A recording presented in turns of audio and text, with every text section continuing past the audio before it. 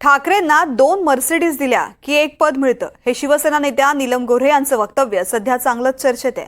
शिवसेना ठाकरे पक्षाचे उमरग्याचे पहिल्याच टर्ममध्ये आमदार म्हणून निवडून आलेले प्रवीण स्वामी यांनी नीलम गोऱ्हे यांचा समाचार घेतलाय. त्यांच्याशी संवाद साधलाय आमचे प्रतिनिधी ओंकार कुलकर्णी यांनी. शिवसेना नेत्या नीलम गोऱ्हे यांनी उद्धव ठाकरेंवर आरोप केलाय की शिवसेनेत 2 मर्सिडीज दिल्या की पदं मिळतात. या संदर्भात बोलण्यासाठी आपल्यासोबत उमरग्याचे आमदार प्रवीण स्वामी हे आहेत. शिक्षक ते आमदारकीपर्यंतचा त्यांनी प्रवास केलेला आहे आणि याच संदर्भात बोलण्यासाठी आपल्या ते सोबत आहेत. सर, शिवसेनेत कुठंतरी 2 मर्सिडीज दिल्या की पदं मिळतात असं नीलम गोऱ्हेंनी आरोप केलेला आहे. तुम्ही आमदार होण्यासाठी नेमक्या किती मर्सिडीज ठाकरेंना दिल्यात? तर प्राथमिक शिक्षकाला असा कितीसा पगार असतो आणि त्यांना 27 वर्षाच्या नोकरीनंतर त्यांच्यावर किती कर्ज असतं, शिल्लक किती असतं, हे सगळ्यांना माहिती.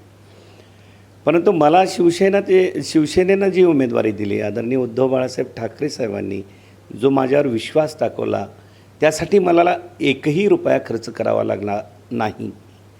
मी उमेदवारी मागण्यासाठी शिवसेना भवन, मातोश्री किंवा उद्धव साहेब यांची प्रत्यक्षात भेट झालेली नाही.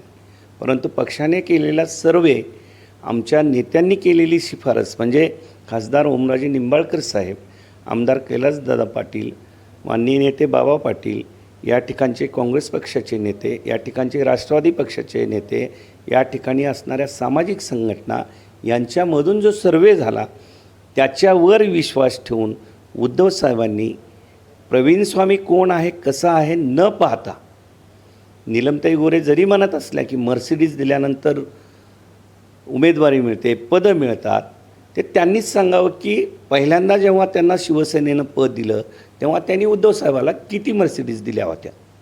नक्कीच प्रसिद्धीसाठी उद्धव ठाकरेंवर टीका करायच्या हाच ट्रेंड बनला आहे असा आरोप जो आहे तो आमदार प्रवीण स्वामी यांनी केलेला आहे. ओंकार कुलकर्णी, NDTV मराठी, उमरगा, धाराशिव.